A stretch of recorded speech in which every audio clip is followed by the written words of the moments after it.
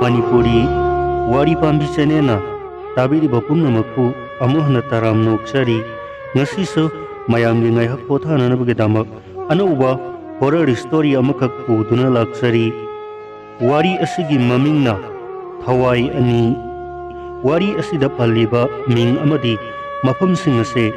Aibana Babna Saduna Uthoksaba Ngaktani Hinglibi Kanagumba Amatada Mari Lainazade Haujik Tami Narasi Horror Story Thawai Ani Thaza Khoigi Lairakado Aikoigi Lairak Sidagi Ahum Suba Lairak Tani Makoigi Lairak to Karasu Sangi Aduga Thaza Khoigi Yumna Lairak Tugi Aroiba Thongal Dani Thaza Khoigi Yumado Yumdom Pok Oina Sutawi Thazaga Aiga Khangnarakpase Mamangi Yausang Thabal Dagini Ainasu Thazabu Thamoi Sengna Nungsizai Aduga Manasu Aibu Nungsizai Adubu Aikoigi Imanadi Aikoi Anigi Marakta Pal Ama Oiduna Lairi Thaza Maraibak Thibi Haibadu Oire Mahaki Mabung Ani Lai Mabung Ahaladuna Hingbang Amnanabagidamak Brick Farm the Yauduna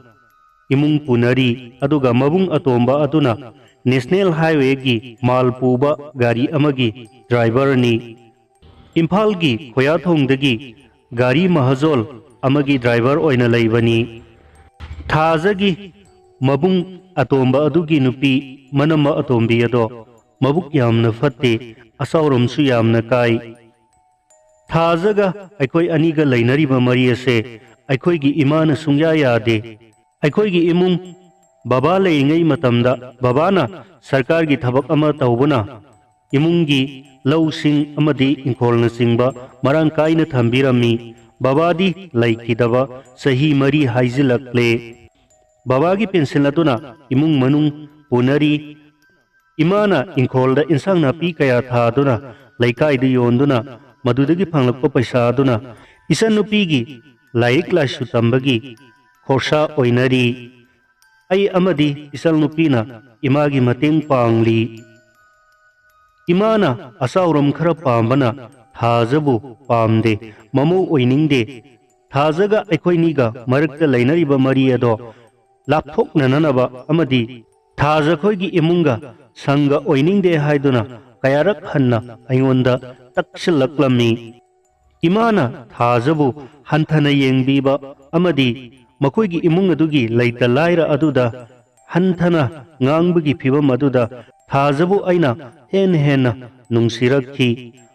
Aigi Isan Nupinadi Thazabu Manama Oiningi Yum Asida Usinbiraklo Haina Tatana Hai Aina Imagi Yaka Yengduna Hayen Kari Thoklaba Yai Haiduna Imagi Wakhalodo Hajitang Olakpa Tanja Ngaiduna Laiki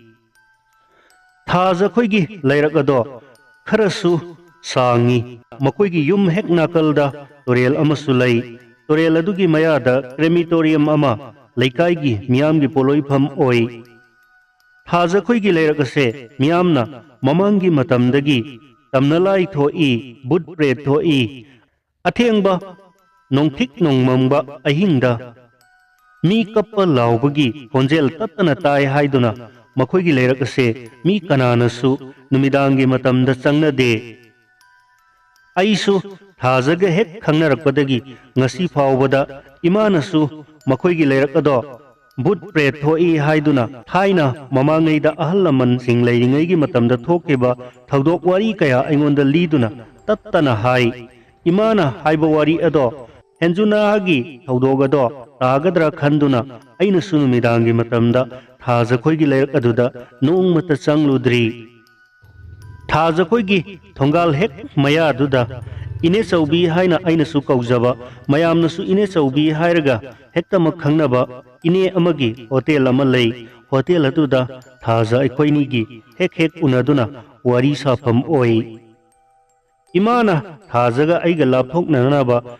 Thazagi Manamasing Aduda Pau Yaunanaba Laikai Mising da Tatana Haiki Maduna Maram Oiraga Thazagi Manamasing Adunasu Thazabu Aikoida Thazaning Lamde ꯑꯩꯈꯣꯏꯗ ꯂꯩꯔꯒ ꯊꯥꯖꯗꯣ ꯍꯌꯦꯡ ꯄꯨꯟꯁꯤ ꯋꯥꯅ ꯂꯦꯟꯒꯅꯤ ꯍꯥꯏꯅ ꯈꯟꯅꯔꯝꯃꯤ꯫ ꯃꯁꯤꯅ ꯃꯔꯝ ꯑꯣꯏꯗꯨꯅ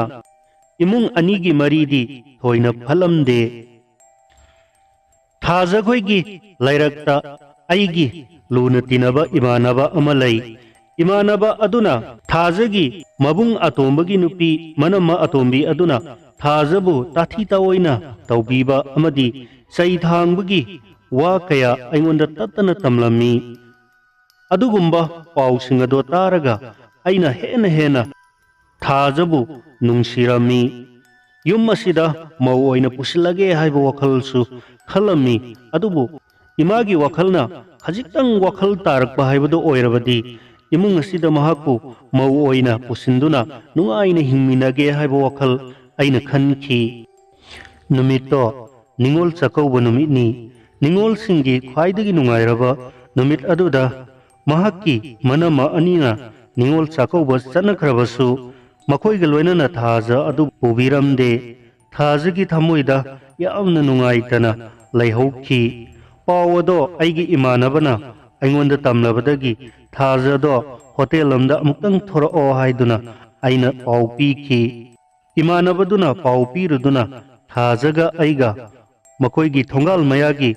hotel ꯑꯗꯨꯒꯤ ꯃꯌꯥꯗ ꯋꯥꯔꯤ ꯁꯥꯅꯔꯝꯃꯤ꯫ ꯅꯨꯃꯤꯠ ꯑꯗꯨꯗ ꯑꯩꯈꯣꯏꯒꯤ ꯂꯩꯀꯥꯏꯗ ꯂꯩꯀꯥꯏꯒꯤ ꯀ꯭ꯂꯕꯅ ꯁꯤꯟꯗꯨꯅ ꯁꯨꯃꯥꯡ ꯂꯤꯂꯥ ꯆꯦꯔꯤꯇꯤ ꯁꯣ ꯑꯃ ꯎꯠꯂꯝꯃꯤ꯫ ꯃꯗꯣ ꯌꯦꯡꯁꯤ ꯍꯥꯏꯗꯨꯅ ꯑꯩꯅ ꯋꯥ ꯍꯧꯗꯣꯛꯂꯨꯏ꯫ ꯊꯥꯖꯅ ꯃꯅꯝꯃꯁꯤꯡꯅ ꯌꯥꯔꯣꯏ ꯍꯥꯏꯗꯨꯅ ꯀꯟꯅ ꯌꯥꯈꯤꯗꯦ꯫ ꯑꯩꯅ ꯁꯣꯏꯗꯅ ꯌꯦꯡꯁꯤ, ꯁꯣꯏꯗꯅ ꯊꯣꯔꯛꯇꯕ ꯌꯥꯔꯣꯏ ꯍꯥꯏꯗꯨꯅ ꯇꯛꯁꯤꯜꯂꯝꯃꯤ꯫ ꯃꯍꯥꯛꯅ ꯃꯅꯝꯃꯁꯤꯡ ꯑꯃꯗꯤ ꯃꯕꯨꯡꯁꯤꯡꯕꯨ ꯀꯤꯕꯗꯒꯤ ꯊꯣꯔꯛꯄ ꯉꯝꯂꯔꯣꯏ ꯍꯥꯏꯅ ꯀꯌꯥꯔꯛ ꯍꯥꯏꯖꯔꯛꯂꯝꯃꯤ꯫ ꯑꯩꯅ ꯊꯣꯔꯛꯇꯕ ꯌꯥꯔꯣꯏ ꯍꯥꯏꯗꯨꯅ ꯀꯟꯅ ꯍꯥꯏꯔꯝꯃꯤ꯫ ꯊꯥꯖ ꯇꯧꯐꯝ ꯈꯪꯗ꯭ꯔꯗꯨꯅ ꯌꯨꯝꯗ ꯊꯋꯥꯏ ꯅꯨꯡꯉꯥꯏꯇꯅ ꯆꯪꯈ꯭ꯔꯦ꯫ ꯑꯩꯁꯨ ꯑꯗꯨꯃꯛ ꯍꯜꯂꯛꯂꯦ꯫ ꯅꯨꯃꯤꯗꯥꯡꯋꯥꯏ ꯌꯧꯁꯤꯜꯂꯛꯂꯦ꯫ ꯑꯩꯅ ꯑꯩꯒꯤ ꯏꯃꯥꯟꯅꯕ ꯑꯃꯒ ꯂꯣꯏꯅꯅ ꯆꯦꯔꯤꯇꯤ ꯁꯣ ꯇꯧꯔꯤꯕ ꯃꯐꯝ ꯑꯗꯨꯗ ꯆꯠꯂꯝꯃꯤ꯫ ꯑꯗꯨꯕꯨ ꯊꯥꯖꯗꯤ ꯊꯣꯔꯛꯇ꯭ꯔꯦ꯫ ꯑꯩꯅ ꯊꯣꯔꯛꯀꯗꯧꯕ ꯃꯥꯟꯗ꯭ꯔꯦ ꯍꯥꯏꯗꯨꯅ ꯏꯃꯥꯟꯅꯕ ꯑꯗꯨꯕꯨ ꯃꯈꯣꯏꯒꯤ ꯂꯩꯔꯛ ꯑꯗꯨꯗ ꯆꯪꯗꯨꯅ ꯊꯥꯖꯈꯣꯏꯗ ꯆꯠꯂꯨꯁꯤ ꯍꯥꯏꯗꯨꯅ ꯍꯧꯔꯝꯃꯤ꯫ ꯑꯗꯨꯕꯨ ꯏꯃꯥꯟꯅꯕ ꯑꯗꯨꯅ ꯑꯍꯤꯡꯒꯤ ꯃꯇꯝꯗ ꯃꯈꯣꯏꯒꯤ ꯂꯩꯔꯛꯇ ꯆꯪꯕꯁꯦ ꯃꯩ ꯑꯁꯦꯡꯕ ꯑꯃꯗꯤ ꯂꯥꯏ ꯇꯤꯟ ꯆꯪꯗꯅꯅꯕ ꯌꯥꯏꯉꯪ, ꯆꯅꯝ ꯑꯃꯗꯤ ꯌꯣꯠꯁꯕꯤ ꯃꯈꯣꯡꯗꯒꯤ ꯂꯧꯕ ꯍꯥꯃꯨꯛꯅꯆꯤꯡꯕ ꯌꯥꯎꯗ꯭ꯔꯒꯗꯤ ꯏꯃꯥ ꯕꯕꯥꯅ ꯃꯈꯣꯏꯒꯤ ꯂꯩꯔꯛꯇ ꯀꯌా ꯆꯪꯂꯨꯅꯨ ꯍꯥꯏ꯫ ꯑꯗꯨꯅ ꯇꯜꯂꯤ, ꯆꯪꯂꯒꯨꯝꯁꯤ ꯍꯥꯏꯔꯛꯂꯝꯃꯤ꯫ ꯑꯩꯅ ꯚꯥꯏ ꯉꯁꯤꯗꯤ ꯆꯪꯗꯕ ꯁꯨꯡꯌꯥ ꯌꯥꯗꯕꯅꯤ꯫ ꯊꯥꯖꯗꯣ ꯁꯨꯃꯥꯡ ꯂꯤꯂꯥ ꯁꯣꯏꯗꯅ ꯌꯦꯡꯁꯤ ꯍꯥꯏꯈ꯭ꯔꯕꯅꯤ꯫ ꯃꯥ ꯁꯣꯏꯗꯅ ꯊꯣꯔꯛꯀꯅꯤ꯫ ꯑꯗꯨꯅ ꯑꯩꯈꯣꯏꯅꯤ ꯆꯪꯗꯨꯅ ꯂꯧꯕꯤꯔꯨꯁꯤ ꯍꯥꯏꯗꯨꯅ ꯇꯛꯁꯤꯜꯂꯝꯃꯤ꯫ ꯑꯩꯒꯤ ꯅꯤꯡꯉꯥꯏꯗ ꯎꯄꯥꯏ ꯂꯩꯇ꯭ꯔꯗꯨꯅ ꯃꯔꯨꯞ ꯑꯗꯨꯁꯨ ꯇꯟꯅ ꯃꯈꯣꯏꯒꯤ ꯂꯩꯔꯛ ꯑꯗꯨꯗ ꯆꯪꯂꯦ꯫ ꯃꯈꯣꯏꯒꯤ ꯂꯩꯔꯛ ꯑꯗꯨꯒꯤ ꯊꯥꯖꯈꯣꯏꯒꯤ ꯊꯣꯡꯒꯥꯜ ꯃꯌꯥ ꯌꯧꯔꯝꯗꯥꯏ ꯑꯗꯨꯗ ꯑꯍꯥꯡꯕ ꯂꯝꯄꯥꯛ ꯃꯆꯥ ꯑꯃ ꯂꯩ꯫ ꯃꯗꯨꯒꯤ ꯃꯈꯣꯡꯗ ꯁꯅꯥ ꯈꯣꯡꯅꯥꯡ ꯑꯃꯁꯨ ꯍꯧꯏ꯫ ꯈꯣꯡꯅꯥꯡ ꯑꯗꯨꯒꯤ ꯃꯌꯥꯗ ꯃꯔꯨꯞ ꯑꯗꯨꯒ ꯑꯩꯒ ꯊꯥꯖ ꯊꯣꯔꯛꯄ꯭ꯔꯥ ꯍꯥꯏꯗꯨꯅ ꯌꯦꯡꯗꯨꯅ ꯂꯩꯔꯤ꯫ ꯄꯨꯡꯈꯥꯏꯃꯨꯛ ꯑꯩꯈꯣꯏꯅꯤ ꯋꯥꯔꯤ ꯁꯥꯗꯨꯅ ꯊꯥꯖꯕꯨ ꯉꯥꯏꯗꯨꯅ ꯂꯩꯔꯕꯁꯨ ꯃꯈꯣꯏꯒꯤ ꯌꯨꯝ ꯑꯗꯨꯗꯒꯤ ꯀꯅꯥ ꯑꯃꯠꯇ ꯊꯣꯔꯛꯄ ꯎꯗ꯭ꯔꯕꯗ ꯑꯩꯒꯤ ꯃꯔꯨꯞ ꯑꯗꯨꯅ ꯚꯥꯏ ꯃꯇꯝꯁꯤꯁꯨ ꯊꯦꯡꯖꯤꯜꯂꯛꯂꯦ, ꯆꯠꯂꯁꯤ ꯍꯥꯏꯔꯛꯂꯝꯃꯤ꯫ ꯑꯩꯅ ꯚꯥꯏ ꯉꯥꯏꯍꯥꯛꯇꯪꯒ ꯌꯦꯡꯈꯤꯁꯤ ꯍꯥꯏꯗꯨꯅ ꯂꯩꯔꯝꯃꯤ꯫ ꯇꯟꯖꯥ ꯑꯗꯨꯃꯛꯇꯗ ꯂꯝꯄꯥꯛꯀꯤ ꯑꯃꯝꯕ ꯑꯁꯣꯡꯕ ꯇꯨꯔꯦꯜ ꯂꯝꯊꯥꯡꯕ ꯅꯥꯀꯜ ꯑꯗꯣꯝꯗꯒꯤ ꯍꯅꯨꯕꯤ ꯑꯃꯒꯤ ꯈꯣꯟꯖꯦꯜꯗ "ꯏꯕꯨꯡꯉꯣ, ꯅꯈꯣꯏ ꯑꯅꯤꯕꯨ ꯁꯤꯗ ꯉꯥꯛꯇ ꯂꯥꯎꯅꯦ, ꯁꯤꯗ ꯉꯥꯛꯇ ꯆꯪꯂꯛꯑꯣ, ꯀꯔꯤꯒꯨꯝꯕ ꯑꯃꯠꯇ ꯍꯪꯒꯦꯕ" ꯍꯥꯏꯗꯨꯅ ꯀꯧꯔꯛꯂꯝꯃꯤ꯫ ꯑꯩꯒꯤ ꯃꯔꯨꯞ ꯑꯗꯨꯗꯤ ꯈꯣꯟꯖꯦꯜ ꯑꯗꯨ ꯇꯥꯕꯗꯨꯗ ꯄꯥꯈꯠꯃꯟꯗꯨꯅ "ꯚꯥꯏ ꯅꯪ ꯂꯩꯍꯧꯔꯣ, ꯑꯩ ꯆꯠꯂꯦ" ꯍꯥꯏꯔꯝꯂꯒ ꯀꯟꯅ ꯑꯗꯨꯃꯛ ꯆꯦꯟꯈ꯭ꯔꯦ꯫ ꯃꯈꯣꯏꯒꯤ ꯂꯩꯔꯛ ꯑꯗꯣ ꯍꯥꯟꯅꯗꯒꯤ ꯍꯧꯅ ꯃꯤꯅ ꯈꯔ ꯉꯥꯡꯅꯕꯒ ꯇꯧꯔꯛꯂꯤꯕ ꯐꯤꯕꯝ ꯑꯗꯨꯒ ꯑꯩꯍꯥꯛ ꯈꯪꯆꯤꯡ ꯆꯤꯡꯅꯔꯛꯂꯝꯃꯤ꯫ ꯑꯩ ꯈꯣꯡꯊꯥꯡ ꯈꯔ ꯇꯞꯅ ꯆꯤꯡꯅꯕꯒ ꯂꯣꯏꯅꯅ ꯍꯟꯗꯣꯔꯛꯇꯨꯅ ꯊꯥꯖꯈꯣꯏꯒꯤ ꯊꯣꯡꯒꯥꯜ ꯑꯗꯨꯗ ꯂꯦꯞꯇꯨꯅ ꯍꯧꯖꯤꯛꯀꯤ ꯈꯣꯟꯖꯦꯜ ꯑꯗꯨꯕꯨ ꯇꯁꯦꯡꯅꯃꯛ ꯃꯤꯒꯤ ꯈꯣꯟꯖꯦꯜꯂ ꯅꯠꯇ꯭ꯔꯒ ꯇꯝꯅ ꯂꯥꯏꯅ ꯚꯨꯠ ꯄ꯭ꯔꯦꯠꯅ ꯀꯧꯔꯛꯂꯤꯕ ꯈꯣꯟꯖꯦꯜꯂ ꯍꯥꯏꯗꯨꯅ ꯉꯛꯅ ꯀꯧꯔꯛꯂꯤꯕ ꯃꯥꯏꯀꯩ ꯑꯗꯣꯝꯗ ꯌꯦꯡꯗꯨꯅ ꯂꯩꯔꯝꯃꯤ꯫ ꯇꯟꯖꯥ ꯑꯗꯨꯃꯛꯇꯗ ꯑꯃꯨꯛ ꯍꯟꯅ ꯉꯁꯥꯏꯒꯤ ꯍꯅꯨꯕꯤ ꯑꯗꯨꯒꯤ ꯈꯣꯟꯖꯦꯜꯗ "ꯏꯕꯨꯡꯉꯣ, ꯋꯥ ꯑꯃꯠꯇ ꯍꯥꯏꯒꯦ, ꯁꯤꯗ ꯉꯥꯛꯇ ꯂꯥꯎꯅꯦ, ꯁꯤꯗ ꯉꯥꯛꯇ ꯆꯪꯂꯛꯑꯣ, ꯃꯐꯝꯁꯤꯗ ꯉꯥꯛꯇ ꯂꯥꯛꯈꯣ" अबोक करिगुमंता हाइगे हाइदुना अमुक तौरखी आई हंदक मुक्ति कीबन समसे चप चप युंखी अदुगा किमंदुना आइना थाजा कोइगी थोंगाल अतुदा चंगलक्लगा थाजा हाइना कौरमी थाजा हाइना कौखिबा खोंजेल अदो थाजगी मबुंग अतोंबा अदुना तार माले मई अमा पायरगा थोरक्लमी अइबु ओवदा आई नंग करिगे मफम सिदा लाक्लिबनो नंग अखोइबु उसित्रिबरा हा अहिंग सिदा नंग मफम सिदा कैदौबा लाक्लिबनो हाइदुना खुपाकना थाजिलक्लमी आई इकाइबगा कीबगा तौफम खंगदना ज्ञान मांगदुना चक युंगना लेपतुना लैखी थाजगी मनमसिंग अमदी थाजसु थोरक्खी अइबु उबदा थाजदो करीमता हाइबा ngamdana ममितगी मपी सिंथना तुमिना चुट चुट कपतुना लई अइना वरी अदो हाइरमी मफम सिदा कनागुंबी हनुबी अमना अइबु कौरा ए हाइदुना तमलुबदा थाजगी मबुंग अदुना ओइदब nganglibani yum asida kaidawbugi changlaklibano aikoibu laire haiduna usitribra haiduna amuksu tina chaiduna ngaksamda in induna konthonglamda tanthorokhi aihak ikai nungsi yanakhi kiramba amadi aigi thamoida singnaramba pumba thadoktuna aihak leirak adudagi tapna tapna khong thangdorokhi aduga lambida sana sana aina amuk khalakhi थाजदो Mathai तसेंग नुंगाई हौद्रे करिगुंबा महकना अइबो अमुक थीब थोरक्लबदी अइ लेरमद्रबदी मा सोइदना नुंगाइररोई खंदुना अइ अमुक हन्ना थाज खोइगी थोंगालोमदा ममाई लैदुना अकीबा पुनमक थादोक्लगा नुंसीबगिदमक अयहाकना थवाई असि फावबो थारगनी खंदुना हन्ना लाक्लमनी अथापा लंपाक अदुदगी Sumang लीलागी charity शोगी लीला हौखिबगी Mikey खोंजेलसु तपना तारी थाजखोइगा हेक थंगनबा थोंगाल दुगी लंबी मपाल अदुदा चप लेपतुना अयहाकना खोंजेल अदु ताना ताना अइना खनखी ngasi थाजन करिगुंबा अमुक हन्ना थोरक्लबदी महांगना अइबु तसेंगना नुंसीरे हाइबदो अयहाकना लेपकदोरिबनी अयहाकनासु ngasi अइगी थामुइदा अकीबा पुनमक थादोक्तुना शुक्लबा लैरक असिदा चंगलक्तुना महाकिदमक लेपली पुनमक से मानदी खंगलमलोइको वखल कया से खन्न खन्न अइना मोंद्रंग अमदा लैरिङै तंजा अदुमक्तदा तामचा तामचा रमेश नंगबु मफम अदुदा कैदौरिबनो युमदा चलो अइ नंगिदमक खनबदा यामना वारे नंग युमदा हल्लो हाइबा खोंजेल अमा ताखी अइना थाजा थाजा हाइना थोंगाल अदुदा परप परप चंगसिलुबददी मफम अदुदा मम्मदुना करी लैरिबगे हाइबदुसु करीमता उरमदे अइना थाजा ओइरबोइ निंगदुना परप परप चंगखिबदा अयहाक पुखरी अमदा जम नाउना तासिनखी अइना थाजा थाजा हाइना कौ कौदुना मादुना येंगबदा पुखरी अदो यामना कुटपदी नते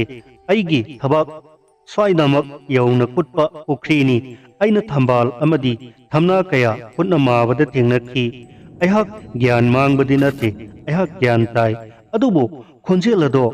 थाजगी असेंग खोंजेला नत्रगा बुट प्रेत सिंगी अइंगोंदा सानरिबा खोंजेला हाइना अइ कन्न चिंगनरखी अयहाक की वखल से तपना कन्ना चेतना थाजिनजदुना अयहाक पुखरी अदुदगी तपना काखलक्ले पुन्नमक्से तसेंगना तमनलाई बुट प्रेत सिंगी सानाबा असाबा खोंजेलनी हाइबदो अयहाक तपना तपना सिंगनरक्ले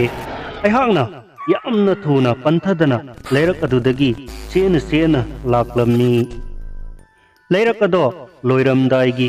सरोक तारमदाइगी मया यौरक्पा मपा अदवाइदा अंगांग अमा कप्पगी खोंजेल सु तारमी अयहाकना पुन्नमकसे मायानी तौक्सिनबनी बुट प्रेतकी मीना हाइनबा मखोइ लैरकी तमनलाई सिंगी सानफम ओइबा अमदी बुट प्रेत सिंगी खोंजेलनी हाइबदो अइ तसेंगना खंगले अयहाक युम यौननबा परप परप चेलक्तमी पुन्नमकदो इमादा तमलुरबदी इमाना सोइदना तीना ngang तारे सैब तारे खंदुना अइ इमाददी हाइदोक्त्रे अहिंग अदो तुम्ब यादना अदुमक नुंगानख्रे अयहाक कीबगा चिंगनबगा अमदी पुन्नमकदुना ꯑꯍꯤꯡ ꯑꯗꯨꯗ ꯅꯨꯡꯊꯤ ꯅꯨꯡꯉꯥꯏꯅ ꯇꯨꯝꯗꯕꯗꯒꯤ ꯏꯁꯥꯁꯦ ꯋꯥꯕꯅ ꯅꯣꯡꯉꯥꯜꯂꯒꯗꯤ ꯑꯩꯍꯥꯛ ꯑꯔꯨꯝ ꯍꯧꯔꯦ꯫ ꯄꯨꯝꯅꯃꯛ ꯑꯁꯦ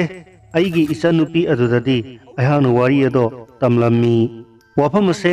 ꯏꯃꯥꯗꯗꯤ ꯈꯪꯍꯜꯂꯨꯅꯨ ꯍꯥꯏꯔꯝꯃꯤ꯫ ꯊꯥꯖꯁꯦ ꯅꯅꯝꯃ ꯑꯣꯏꯅ ꯌꯨꯝ ꯑꯁꯤꯗ ꯄꯨꯁꯤꯟꯕꯤꯔꯛꯂꯒꯦ ꯈꯜꯂꯦ ꯍꯥꯏꯅꯁꯨ ꯇꯝꯂꯝꯃꯤ꯫ ꯃꯈꯣꯏꯒꯤ ꯂꯩꯔꯛ ꯑꯗꯣ ꯇꯁꯦꯡꯅ ꯇꯝꯅꯂꯥꯏ ꯕꯨꯠ ꯄ꯭ꯔꯦꯠꯁꯤꯡꯒꯤ ꯂꯩꯐꯝ ꯑꯣꯏꯔꯕ ꯂꯩꯔꯛꯅꯤ꯫ ꯅꯣꯡꯃ ꯁꯣꯏꯗꯅ ꯈꯨꯗꯣꯡꯊꯤꯕ ꯊꯣꯛꯇ꯭ꯔꯤꯉꯩ ꯊꯥꯖꯕꯨ ꯌꯨꯝ ꯑꯁꯤꯗ ꯃꯧ ꯑꯣꯏꯅ ꯄꯨꯁꯤꯜꯂꯛꯂꯒꯦ ꯍꯥꯏꯅ ꯏꯕꯨꯡꯅ ꯈꯜꯂꯤ ꯍꯥꯏꯅꯁꯨ ꯏꯆꯟꯅꯨꯄꯤꯗ ꯄꯥꯎ ꯇꯝꯂꯝꯃꯤ꯫ ꯏꯆꯟꯅꯨꯄꯤꯅꯁꯨ ꯄꯨꯁꯤꯟꯕꯤꯔꯛꯂꯣ ꯇꯥꯃꯣ ꯍꯥꯏꯗꯨꯅ ꯃꯥꯒꯤ ꯌꯥꯅꯤꯡꯕ ꯋꯥꯐꯝ ꯀꯌꯥ ꯐꯣꯡꯗꯣꯛꯂꯝꯃꯤ꯫ ꯑꯩꯒ ꯏꯆꯟꯅꯨꯄꯤꯒ ꯁꯥꯟꯅꯔꯤꯕ ꯋꯥꯔꯤ ꯑꯗꯣ ꯏꯃꯥꯅ ꯇꯥꯈ꯭ꯔꯦ꯫ ꯏꯃꯥꯅ ꯆꯪꯂꯛꯇꯨꯅ ꯑꯩꯉꯣꯟꯗ ꯌꯥꯝꯅ ꯊꯤꯅ ꯆꯩꯔꯝꯃꯤ꯫ ꯊꯥꯖꯕꯨ ꯌꯨꯝ ꯑꯁꯤꯗ ꯍꯦꯛ ꯃꯧ ꯑꯣꯏꯅ ꯄꯨꯁꯤꯜꯂꯛꯂꯕꯗꯤ ꯏꯃꯥ ꯌꯨꯝ ꯑꯁꯦ ꯊꯥꯗꯣꯛꯇꯨꯅ ꯆꯠꯈꯤꯅꯤ ꯍꯥꯏꯅꯁꯨ ꯑꯀꯟꯕ ꯋꯥꯐꯝ ꯊꯝꯂꯝꯈꯤ꯫ ꯑꯩ ꯅꯤꯡꯕ ꯀꯥꯏꯈꯤ꯫ ꯇꯁꯦꯡꯅꯃꯛ ꯑꯩꯍꯥꯛ ꯊꯥꯖꯒꯤꯗꯃꯛ ꯂꯦꯞꯄ ꯇꯥꯔꯤꯕꯔꯥ ꯅꯠꯇ꯭ꯔꯒ ꯏꯃꯥꯒꯤ ꯃꯥꯌꯣꯛꯇ ꯂꯦꯞꯄ ꯇꯥꯔꯤꯕꯔꯥ ꯑꯩꯍꯥꯛ ꯈꯟꯐꯝ ꯈꯪꯗ꯭ꯔꯦ꯫ ꯉꯔꯥꯡꯗꯒꯤ ꯍꯛꯆꯥꯡ ꯑꯁꯦ ꯅꯨꯡꯊꯤꯃꯥꯏꯅ ꯄꯣꯊꯥꯔꯛꯇꯕꯒ ꯍꯛꯆꯥꯡ ꯑꯁꯦ ꯇꯁꯦꯡꯅ ꯋꯥꯕꯅꯁꯨ ꯂꯣꯏꯔꯦ꯫ ꯏꯃꯥꯅ ꯈꯣꯡꯖꯣꯝꯗꯒꯤ ꯃꯥꯏꯕ ꯑꯃꯗ ꯁꯥꯍꯟꯗꯨꯅ ꯍꯥꯞꯄꯤꯕ ꯖꯟꯇ꯭ꯔ ꯑꯁꯦ ꯇꯁꯦꯡꯅꯃꯛꯀꯤ ꯌꯥꯝꯅ ꯀꯥꯟꯅꯩ ꯍꯥꯏꯕꯗꯣ ꯑꯩ ꯉꯔꯥꯡꯒꯤ ꯊꯧꯗꯣꯛ ꯑꯗꯨꯗꯒꯤ ꯆꯞ ꯆꯥꯅ ꯈꯪꯕ ꯉꯝꯈꯤ꯫ ꯋꯥꯈꯜ ꯃꯑꯣꯡ ꯈꯟꯅ ꯂꯩꯔꯤꯉꯩ ꯇꯥꯂꯛ ꯑꯗꯨꯗ ꯃꯄꯥꯟꯗ ꯃꯤ ꯀꯧꯕ ꯇꯥꯔꯛꯈꯤ꯫ ꯑꯩꯅ ꯏꯆꯟꯅꯨꯄꯤꯕꯨ ꯃꯄꯥꯟꯗ ꯃꯤ ꯂꯥꯛꯏ ꯍꯥꯏꯗꯨꯅ ꯊꯣꯛꯍꯟꯈꯤ꯫ ꯑꯗꯨꯒꯗꯤ ꯊꯥꯖꯒꯤ ꯃꯅꯝꯃ ꯑꯇꯣꯝꯕꯤ ꯑꯗꯣ ꯑꯣꯏꯔꯝꯈꯤ꯫ ꯑꯩꯅ ꯀꯔꯤꯒꯤꯗꯃꯛ ꯃꯐꯝ ꯑꯁꯤꯗ ꯂꯥꯛꯂꯤꯕꯅꯣ ꯈꯟꯈꯤ꯫ ꯑꯗꯨꯒꯗꯤ ꯏꯆꯟꯅꯨꯄꯤꯅ ꯏꯃꯥ ꯀꯧꯊꯣꯛꯇꯨꯅ ꯀꯔꯤ ꯀꯔꯤꯅꯣ ꯋꯥꯔꯤ ꯈꯔ ꯁꯥꯟꯅꯈꯤ꯫ ꯑꯗꯨꯒ ꯏꯃꯥ ꯑꯗꯣ ꯁꯥꯎꯅ ꯄꯔꯞ ꯄꯔꯞ ꯑꯩꯒꯤ ꯀꯥꯗ ꯆꯪꯂꯛꯈꯤ꯫ ꯅꯪꯅ ꯉꯔꯥꯡ ꯃꯤꯒꯤ ꯌꯨꯝꯗ ꯑꯍꯤꯡꯗ ꯆꯪꯂꯨꯏ ꯍꯥꯏꯔꯤꯕꯁꯦ ꯆꯨꯝꯕ꯭ꯔꯥ ꯍꯪꯂꯛꯈꯤ꯫ ꯑꯩꯅ ꯏꯃꯥ ꯃꯈꯣꯏꯗ ꯆꯪꯒꯦ ꯍꯥꯏꯅ ꯆꯪꯂꯨꯕ ꯅꯠꯇꯦ꯫ ꯃꯈꯣꯏꯒꯤ ꯂꯩꯔꯛꯇ ꯑꯩꯒꯤ ꯏꯃꯥꯟꯅꯕ ꯑꯃ ꯂꯩꯕꯗꯣ ꯃꯈꯣꯏꯗ ꯆꯠꯄꯗ ꯊꯥꯖꯈꯣꯏꯗ ꯆꯪꯂꯨꯁꯤ ꯍꯥꯏꯗꯨꯅ ꯆꯪꯂꯨꯕꯅꯤ꯫ ꯑꯗꯨꯕꯨ ꯀꯔꯤꯒꯤ ꯆꯪꯂꯨꯔꯤꯕꯅꯣ ꯍꯥꯏꯕ ꯃꯈꯣꯏꯒ ꯑꯩꯈꯣꯏꯒ ꯃꯨꯛꯅꯗꯨꯅ ꯁꯥꯎꯅꯗꯨꯅ ꯂꯩ ꯍꯥꯏꯕꯁꯤ ꯅꯪꯅ ꯈꯪꯅ ꯀꯔꯤꯒꯤ ꯆꯪꯂꯨꯔꯤꯕꯅꯣ ꯍꯥꯏꯕ ꯍꯧꯖꯤꯛꯇꯤ ꯃꯥꯒꯤ ꯃꯅꯝꯃ ꯑꯇꯣꯝꯕꯤ ꯑꯐꯥꯎꯕꯤꯗꯨ ꯂꯥꯛꯇꯨꯅ ꯅꯆꯥꯅꯨꯄꯥꯗꯣ ꯈꯔ ꯋꯥꯔꯛꯎ ꯍꯥꯏꯔꯝꯂꯤꯁꯦ ꯏꯃꯥꯕꯨ ꯏꯀꯥꯏꯕ ꯄꯤꯕ ꯅꯠꯇ꯭ꯔꯣ ꯍꯥꯏꯗꯨꯅ ꯏꯃꯥꯅ ꯁꯥꯎꯅ ꯆꯩꯈꯤ꯫ ꯃꯇꯨꯡꯗ ꯑꯃꯨꯛ ꯍꯟꯅ ꯃꯈꯣꯏꯔꯣꯝꯗ ꯆꯠꯂꯤ ꯍꯥꯏꯕ ꯇꯥꯔꯒꯗꯤ ꯏꯃꯥꯗꯣ ꯌꯨꯝ ꯊꯥꯗꯣꯛꯇꯨꯅ ꯆꯠꯈꯤꯅꯤ ꯍꯥꯏꯅꯁꯨ ꯀꯟꯅ ꯁꯥꯎꯅ ꯆꯩꯔꯝꯂꯒ ꯏꯃꯥꯗꯣ ꯊꯣꯛꯈ꯭ꯔꯦ꯫ ꯑꯩꯒꯤ ꯏꯌꯣꯡ ꯏꯇꯧ ꯑꯗꯣ ꯎꯔꯒ ꯏꯆꯟꯅꯨꯄꯤꯅ ꯇꯨꯃꯤꯟꯅ ꯀꯞꯆꯔꯝꯃꯤ꯫ ꯊꯥꯖꯈꯣꯏꯒꯤ ꯃꯅꯝꯃ ꯂꯥꯛꯇꯨꯅ ꯑꯩꯈꯣꯏꯒꯤ ꯏꯃꯥꯒ ꯈꯔ ꯂꯥꯎꯅꯈꯤꯕ ꯈꯟꯅꯈꯤꯕꯒꯤ ꯄꯥꯎ ꯑꯗꯣ ꯊꯥꯖꯈꯣꯏꯒꯤ ꯂꯩꯔꯛꯇ ꯂꯩꯔꯤꯕ ꯑꯩꯒꯤ ꯏꯃꯥꯟꯅꯕ ꯑꯗꯨꯅ ꯇꯥꯕꯗꯒꯤ ꯏꯃꯥꯟꯅꯕꯗꯣ ꯑꯩꯈꯣꯏꯒꯤ ꯌꯨꯝꯗ ꯂꯥꯛꯂꯝꯃꯤ꯫ ꯑꯩꯅ ꯃꯔꯨꯞ ꯆꯪꯂꯛꯑꯣ ꯂꯥꯛꯑꯣ ꯍꯥꯏꯗꯨꯅ ꯀꯧꯁꯤꯟꯗꯨꯅ ꯃꯥꯒ ꯑꯩꯒ ꯀꯥꯗ ꯐꯝꯃꯤꯟꯅꯔꯝꯃꯤ꯫ ꯏꯃꯥꯟꯅꯕꯗꯨꯅ ꯊꯥꯖꯈꯣꯏꯒ ꯃꯈꯣꯏꯒꯗꯤ ꯅꯛꯅꯕꯅꯤꯅ ꯊꯥꯖꯒꯤ ꯃꯅꯝꯃꯅ ꯊꯥꯖꯕꯨ ꯌꯥꯝꯅ ꯊꯤꯅ ꯉꯥꯡꯕꯤꯕ ꯆꯩꯕꯤꯍꯧꯕꯗꯣ ꯏꯃꯥꯅ ꯃꯈꯣꯏꯔꯝꯗ ꯂꯂꯣꯟꯕꯒꯤ ꯄꯣꯠꯆꯩ ꯍꯦꯛꯄ ꯆꯠꯂꯨꯕꯗ ꯇꯥꯔꯛꯏ ꯍꯥꯏꯗꯨꯅ ꯇꯝꯕꯗꯒꯤ ꯑꯩꯅ ꯋꯥꯐꯝ ꯑꯁꯦ ꯅꯉꯣꯟꯗꯒꯤ ꯇꯥꯅꯤꯡꯗꯨꯅ ꯂꯥꯛꯂꯤꯕꯅꯤ ꯍꯥꯏꯗꯨꯅ ꯇꯝꯂꯝꯃꯤ꯫ ꯑꯩꯅ ꯃꯔꯨꯞ ꯑꯗꯨꯗ ꯑꯆꯨꯝꯕꯅꯤ ꯃꯔꯨꯞ ꯍꯥꯏꯗꯨꯅ ꯉꯔꯥꯡ ꯊꯣꯛꯈ꯭ꯔꯤꯕ ꯊꯧꯗꯣꯛꯁꯤꯡ ꯑꯗꯨꯒꯤ ꯃꯔꯝꯗ ꯑꯃꯠꯇ ꯆꯤꯊꯗꯅ ꯃꯔꯨꯞꯇ ꯄꯥꯎ ꯇꯝꯂꯝꯃꯤ꯫ ꯃꯔꯨꯞ ꯑꯗꯨꯅꯁꯨ ꯚꯥꯏ ꯅꯪꯅ ꯑꯗꯨꯛ ꯌꯥꯝꯅ ꯅꯨꯡꯁꯤꯖꯔꯤꯕ ꯊꯥꯖꯕꯨ ꯊꯥꯗꯣꯛꯄ ꯍꯧꯅꯗꯦ꯫ ꯏꯃꯥꯕꯨ ꯃꯈꯣꯡ ꯀꯣꯟꯗꯨꯅ ꯍꯥꯏꯖꯕ꯭ꯔꯥ ꯅꯣꯟꯖꯕ꯭ꯔꯥ ꯇꯧꯗꯨꯅ ꯊꯥꯖꯕꯨ ꯄꯨꯁꯤꯟꯕꯤꯅꯅꯕ ꯇꯧꯔꯁꯤ ꯑꯩꯁꯨ ꯃꯇꯦꯡ ꯄꯥꯡꯒꯦ ꯍꯥꯏꯔꯛꯂꯝꯃꯤ꯫ ꯑꯩꯅꯁꯨ ꯊꯥꯖꯕꯨ ꯄꯨꯁꯤꯜꯂꯒ ꯏꯃꯥꯒꯤ ꯑꯁꯥꯎꯕ ꯄꯨꯝꯅꯃꯛ ꯑꯗꯣ ꯃꯈꯣꯡ ꯄꯥꯏꯗꯨꯅ ꯍꯥꯏꯖꯔꯒ ꯄꯨꯝꯅꯃꯛ ꯐꯅꯅꯕ ꯁꯤꯜꯂꯒꯦ ꯍꯥꯏꯅ ꯄꯨꯛꯅꯤꯡꯗ ꯆꯞ ꯌꯨꯡꯅ ꯂꯦꯞꯂꯛꯂꯝꯃꯤ꯫ ꯅꯨꯃꯤꯠ ꯅꯤꯅꯤꯃꯨꯛ ꯂꯩꯔꯕꯒꯤ ꯇꯨꯡꯗꯗꯤ ꯑꯩꯁꯨ ꯍꯛꯆꯥꯡ ꯈꯔ ꯅꯨꯡꯉꯥꯏꯔꯛꯄꯗꯒꯤ ꯊꯥꯖꯈꯣꯏꯒꯤ ꯂꯩꯔꯛꯇ ꯂꯩꯕ ꯑꯩꯒꯤ ꯃꯔꯨꯞ ꯑꯗꯨꯗ ꯄꯥꯎ ꯊꯥꯗꯨꯅ ꯊꯥꯖꯒ ꯑꯩꯒ ꯑꯃꯨꯛꯇꯪ ꯎꯅꯅꯕ ꯍꯣꯠꯅꯔꯦ꯫ ꯊꯥꯖꯒ ꯑꯩꯒ ꯏꯅꯦꯒꯤ ꯍꯣꯇꯦꯜꯗ ꯎꯅꯔꯦ꯫ ꯊꯣꯛꯈꯤꯕ ꯊꯧꯗꯣꯛꯁꯤꯡ ꯄꯨꯝꯅꯃꯛ ꯑꯩꯅ ꯊꯥꯖꯗ ꯇꯝꯂꯝꯃꯤ꯫ ꯊꯥꯖꯅ ꯄꯥꯈꯠꯆꯕꯒ ꯂꯣꯏꯅꯅ ꯅꯨꯃꯤꯠ ꯍꯦꯛ ꯇꯥꯈ꯭ꯔꯕꯗꯤ ꯃꯈꯣꯏꯒꯤ ꯂꯩꯔꯛ ꯑꯗꯣ ꯐꯠꯇꯕ ꯂꯥꯏꯁꯤꯡꯒꯤ ꯁꯥꯟꯅꯐꯝ ꯑꯣꯏ꯫ ꯑꯗꯨꯅ ꯀꯅꯥ ꯑꯃꯠꯇ ꯂꯩꯔꯛ ꯑꯗꯨꯗ ꯆꯪꯅꯔꯛꯇꯦ꯫ ꯂꯩꯔꯛ ꯑꯗꯨꯗ ꯂꯩꯔꯤꯕ ꯃꯤꯁꯤꯡꯁꯨ ꯅꯨꯃꯤꯠꯄꯨ ꯇꯥꯈ꯭ꯔꯕꯗꯤ ꯀꯌꯥ ꯃꯄꯥꯟ ꯊꯣꯛꯅꯗꯦ ꯑꯗꯨꯅ ꯇꯥꯃꯆꯥ ꯑꯃꯨꯛ ꯍꯟꯅ ꯂꯩꯔꯛ ꯑꯗꯨꯗ ꯅꯨꯃꯤꯠꯄꯨ ꯇꯥꯈ꯭ꯔꯕꯗꯤ ꯂꯥꯛꯄꯤꯒꯅꯨ ꯍꯥꯏꯅ ꯀꯟꯅ ꯍꯥꯏꯔꯛꯂꯝꯃꯤ ꯑꯩꯅ ꯊꯥꯖ ꯅꯪ ꯑꯩꯒꯤ ꯄꯟꯊꯨꯡ ꯅꯠꯇꯅ ꯑꯩꯕꯨ ꯂꯩꯔꯛ ꯑꯗꯨꯗ ꯆꯪꯂꯛꯀꯅꯣ ꯍꯥꯏꯕꯁꯦ ꯅꯪ ꯍꯥꯏꯒꯅꯨ ꯑꯩꯈꯣꯏꯅꯤꯒꯤ ꯄꯟꯊꯨꯡ ꯑꯗꯣ ꯌꯧꯅꯅꯕꯒꯤꯗꯃꯛ ꯑꯩ ꯅꯪꯒꯤꯗꯃꯛꯇ ꯆꯞ ꯌꯨꯡꯅ ꯂꯦꯞꯂꯕꯅꯤ ꯉꯁꯤꯃꯨꯛ ꯅꯠꯇ꯭ꯔꯒꯁꯨ ꯍꯌꯦꯡꯃꯛ ꯑꯣꯏꯔꯕꯁꯨ ꯌꯥꯏ ꯑꯩ ꯅꯪꯒꯤꯗꯃꯛꯇ ꯄꯨꯝꯅꯃꯛ ꯀꯠꯊꯣꯛꯂꯕꯅꯤ ꯅꯪ ꯑꯩꯈꯣꯏꯗ ꯆꯠꯂꯁꯤ ꯊꯥꯖꯅ ꯇꯝꯆꯥ ꯑꯗꯨꯃꯗꯪꯗꯤ ꯍꯥꯏꯕꯤꯒꯅꯨ ꯑꯩ ꯍꯧꯖꯤꯛ ꯃꯇꯝ ꯈꯔꯗꯪꯗꯤ ꯌꯨꯝꯗ ꯂꯩꯖꯈꯤꯒꯦ ꯑꯗꯨꯒꯤꯁꯨ ꯃꯊꯛꯇ ꯇꯥꯝꯆꯥ ꯑꯩꯈꯣꯏꯒꯤ ꯏꯃꯥꯅ ꯑꯩꯕꯨ ꯃꯃꯧ ꯑꯣꯏꯅꯤꯡꯗꯦ ꯄꯨꯝꯅꯃꯛ ꯑꯗꯨꯅ ꯃꯔꯝ ꯑꯣꯏꯔꯒ ꯍꯌꯦꯡ ꯇꯨꯡꯗ ꯏꯃꯨꯡ ꯑꯅꯤꯒꯤ ꯃꯔꯛꯇ ꯑꯐ ꯐꯠꯇ ꯀꯌꯥ ꯊꯣꯔꯛꯄꯁꯨ ꯌꯥꯏ ꯑꯩꯅ ꯊꯥꯖ ꯅꯪ ꯃꯗꯨꯒꯤꯗꯃꯛꯇ ꯀꯔꯤꯃꯠꯇ ꯈꯜꯂꯨꯒꯅꯨ ꯄꯨꯝꯅꯃꯛ ꯑꯩꯅ ꯃꯥꯌꯣꯛꯅꯒꯅꯤ ꯏꯃꯥꯕꯨꯁꯨ ꯑꯩꯅ ꯃꯈꯣꯡ ꯄꯥꯏꯗꯨꯅ ꯍꯥꯏꯖꯒꯅꯤ ꯑꯩꯅ ꯍꯥꯏꯔꯤꯕ ꯄꯨꯝꯅꯃꯛ ꯑꯁꯦ ꯅꯪ ꯌꯥꯕꯤꯌꯨ ꯇꯛꯁꯤꯜꯂꯝꯃꯤ ꯊꯥꯖꯗꯣ ꯈꯟꯐꯝ ꯈꯪꯗꯅ ꯐꯨꯝꯕꯪꯅꯔꯗꯨꯅ ꯇꯨꯃꯤꯟꯅ ꯂꯩꯈ꯭ꯔꯦ ꯑꯩꯅ ꯊꯥꯖ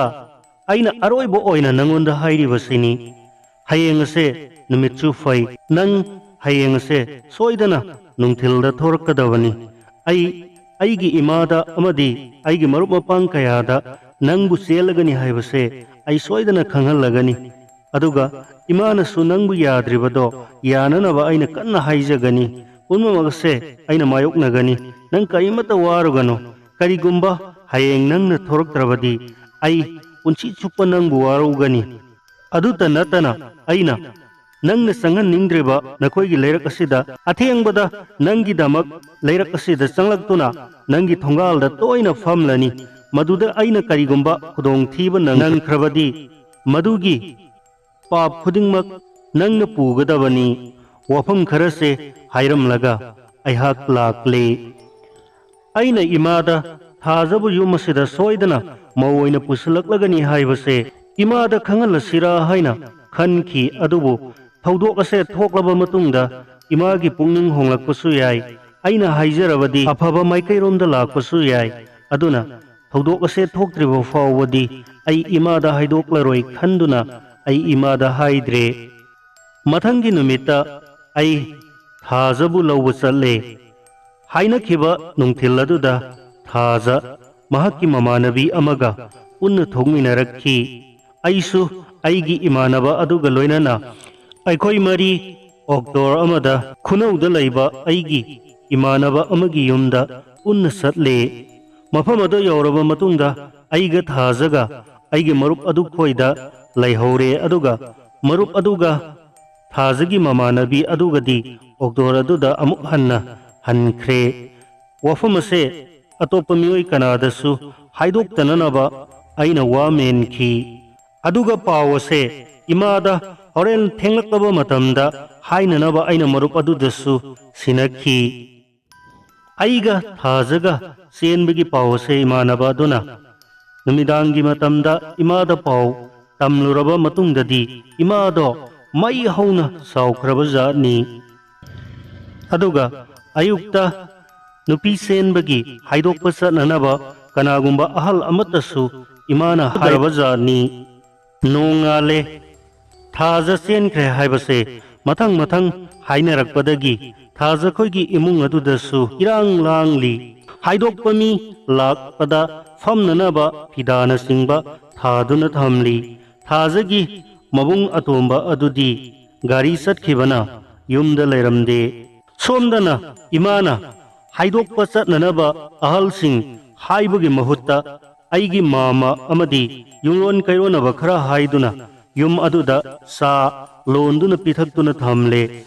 ꯅꯨꯄꯤ ꯍꯥꯏꯗꯣꯛꯄ ꯆꯠꯅꯅꯕ ꯀꯅꯥ ꯑꯃꯠꯇꯁꯨ ꯊꯥꯗ꯭ꯔꯦ ꯊꯥꯖ ꯈꯣꯏꯔꯝꯗꯁꯨ ꯍꯥꯏꯗꯣꯛꯄ ꯂꯥꯛꯀꯅꯤ ꯍꯥꯏꯗꯨꯅ ꯉꯥꯏꯅꯔꯒ ꯑꯌꯨꯛꯀꯤ ꯄꯨꯡ 10 ꯇꯥꯔꯕ ꯐꯥꯎꯕꯗ ꯂꯥꯛꯇ꯭ꯔꯦ ꯑꯍꯜꯁꯤꯡ ꯁꯥꯒꯩꯒꯤ ꯃꯤꯁꯤꯡ ꯑꯃꯗꯤ ꯃꯕꯨꯡꯁꯤꯡ ꯃꯅꯃꯁꯤꯡ ꯑꯗꯣ ꯌꯥꯝꯅ ꯁꯥꯎꯔꯕ ꯖꯥꯠꯅꯤ ꯊꯥꯖꯅ ꯆꯦꯜꯂꯤꯕꯁꯦ ꯑꯩꯉꯣꯟꯗꯅꯤ ꯍꯥꯏꯕꯁꯦ ꯃꯈꯣꯏ ꯈꯪꯅꯔꯛꯂꯦ ꯑꯁꯨꯛ ꯅꯛꯈ꯭ꯔꯕ ꯃꯐꯝ ꯑꯁꯤꯗ ꯑꯌꯨꯛꯀꯤ ꯄꯨꯡ 10 ꯇꯥꯔꯕ ꯐꯥꯎꯕꯗ ꯍꯥꯏꯗꯣꯛꯄ ꯂꯥꯛꯇ꯭ꯔꯤꯕꯁꯦ ꯀꯔꯤꯒꯤꯅꯣ ꯍꯥꯏꯗꯨꯅ ꯈꯨꯗꯤꯡꯃꯛ ꯂꯣꯏꯅ ꯋꯥꯔꯧꯅꯔꯦ ꯅꯨꯃꯤꯠ ꯌꯨꯡꯕ ꯄꯨꯡ 12 तारबु फाउबदा हाइदोकप चत्रबदा थाजगी मबुंग अमदी सागैगी मियोई खरा अखोईगी युमदा लाक्तुना हौजिक फाउबदा नुपी हाइदोकप लाक्त्रिबसे नखोइना अखोइबु कयाम उसितबनो सागई पाली लेकाई पाली कईगे अदुक यामना उसित्रेबनो हाइदुना इमागा कन्ना खनरे इमानसु अखोइना हाइदोकप लाक्त्रिबदो अदुदा नखोई अदुम बाप ताजरो हाइदुना चिंता पौदानदुना खनरबजानी अखोईगी युमलोन कैरोनबगी अहल लमनसिंगनसु अखोईगी चनबीदा नुपी सेलबदी हाइदोकप चटपा हाइबसे हौनै मदो फत्ते हाइदुना यामना कन्ना इमादा खमजिनजबजानी इमाना सिरगे मांगलगे हाइबगी मतागुम हाइदोकप चलोय हाइदुना सिकांग खांगदुना चत्तबनी थाजगी मबुंग अमदी सागैगी मियोइसिंग अदुना ngasi numidang wairam phawbada nupiga lupa lakh mangaga porakadabani karigumba poraktrabadi madugi afafatta daita khudingmak nakhoina pujagadabani haiduna akanba wafam imada hairam laga makhoisu hanakhre laikai ahansingnasu phana phanaba adum sillage haiduna yasinanaba ngangnaraduna amasu fananaba thadokre pawase aigi imanaba amana tamlabadagi aisu tare aina imabu yamna warauki amadi sauki ajasu tawfam khangdana famungda tuminna kaptuna laiki aina haiki thaja nang karimata waganu aina imabu yanana wa haina gani igumba imana nangbu ngakpidrabadi nangbu lawsin bidrabadi aikhoini yumado thadoktuna aikhoini na nungaigadawa mafam amada lairugadabani aina nangi damakta lepkani haiduna mahakku themjilami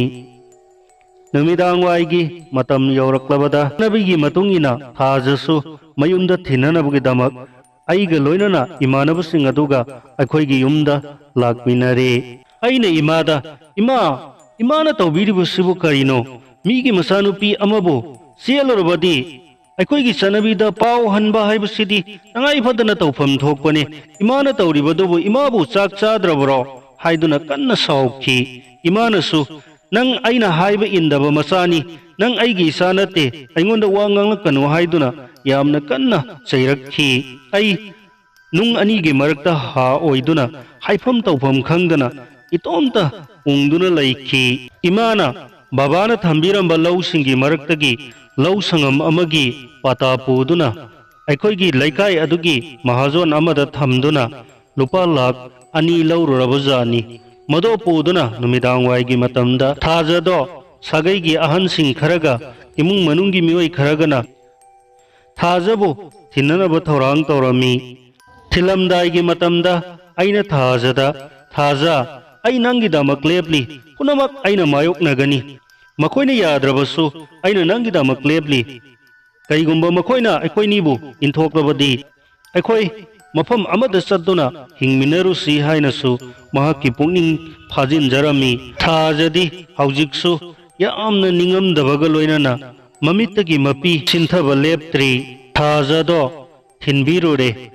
इमाना यामना उसितना मखोइदा लुपा lakh अनि पिरमलगा लुपा लाख अहुमना था अमगी मनुंगदा सोइदना हाबलकनी अदुबो नचनुपी असिदी इमौ ओइना लौसिनबा हाइबदुदी ओइथोक्लोइदबो वफमनी हाइबसे इमाना मबुंग अमदी मनमसिंग अदुदा यामना कन्ना हाइरम खिबा वफमनी आइना इमादा इमा नंगी पुक्सेलदो कन्मली नसा आइगी अपाम्बदो इमागे अपाम्बा नतबरा करिगिनो इमाना अदुक यामना पुक्सेल कन्बिरिबदो इमा नसाबु नुंसिबिरबदी नसागी अपाम्बदा इमाना याबियु नसा Imangi खोंगपाइदुना हाइजरी हाइदुना इमादा खुरुमगे तौबदा इमाना साउना सथोखी अदुगा नंगी अनिंगबा अदुदी नमा आइबु याहनिंगली नमा आइगी अनिंगबदी नंगना पांथोके हाइबदी खंदे अदुना नंग ममा मपाबो नुंसीबा खंगदबा मचानी अइंगोंदा वा nganglakanu हाइरमलगा साउना सत्ख्रे अइना निंगमदना आइगी कादा चंगदुना आई करी फिरेप लौगदगे अयुमसे थादोक्लसिरा हाइदुना निंगमदबा वखल कयाना फुंबंगनदुना लैरिङै इसनुपी अदुना तामोगी अपाम्ब खुदिंगमक नसलगिसु अपाम्बनी इमाना तसेंगनमक याद्रबदी इमासे ज्ञान ताद्रिव फावबा तामोना इना मथाज पुदुना मफम अमदा लैबिरुरो हयेंग इमाना ज्ञान तारब मतमतुदा अमु हलकपियो हायरक्खी अइनसु इसानुपीगी वफम अदो यानिंगखी होय नबुंगना खल्लिबसु मदुमकनी हायदुना इसलदा पाउदमखी अमरोमदा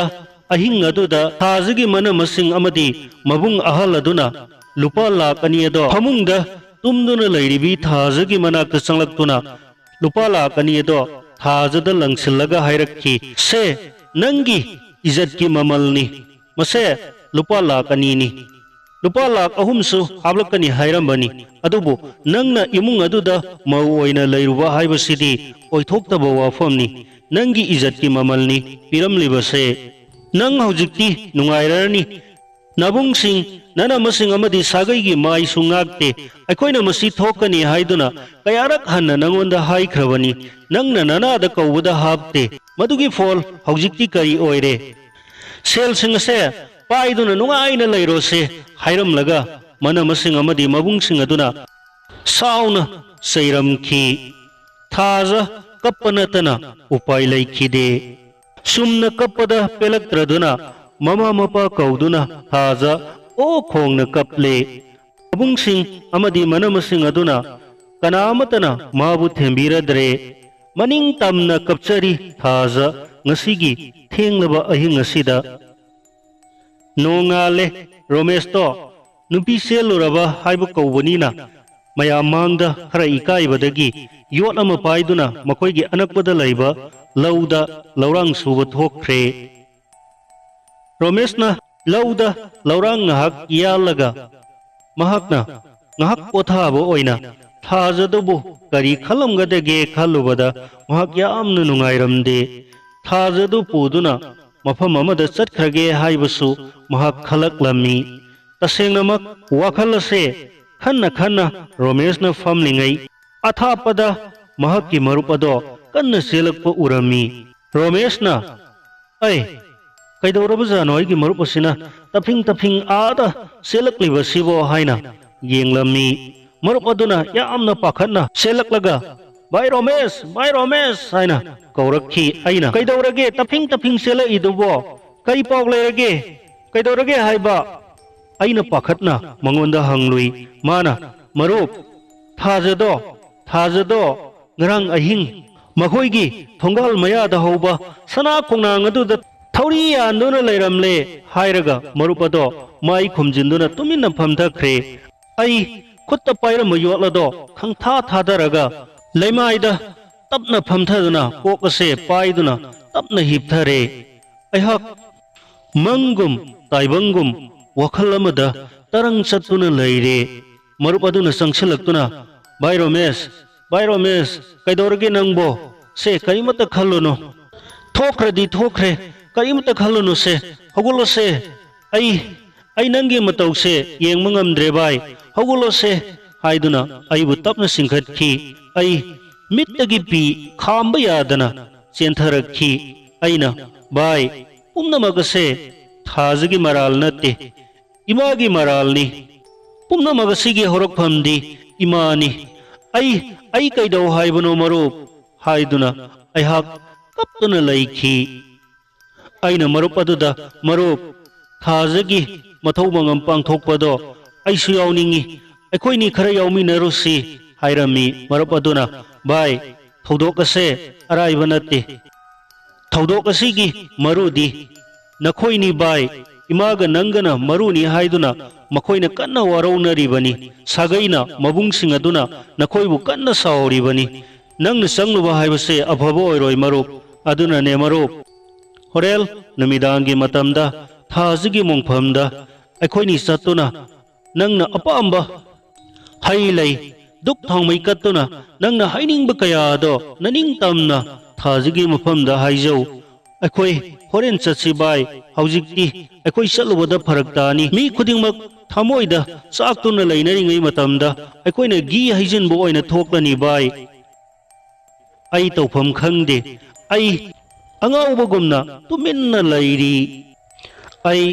मरुप कलोइनाना युमदा तुमिन्ना हलक्ले आइना मरुप अदुदा नुमिदांग वाइगी मतम अदुदा मरुप अमुक उनरसी अखोइनी थाजगी मुंगफमदा अखोइनी अमुक्तंग चटमिनदुना मागी मफमदा माना वारुरमगदब कयादो मिटकी पीगा लोइनना मागी मफमदा थमोइगी असेंगो पौदा मदो अमुक्तंग थमोइ सेंगना हाइजगे मरुप होरेन सोइदना थोरओको हाइदुना मरुप अदुसु चलहनख्रे अइसु युमदा तुमिना हलक्तुना अइगी कादा चंगलगा कपतुना लैखी नुमिदांग वाइ मतम यौरकबदा मरुप अदुना दुप थामई लई खरा मैखेत कैंडल न सिंब पुदुना अइगी युमदा लाक्ले अखोय अनि तुमिना थोकमिनख्रे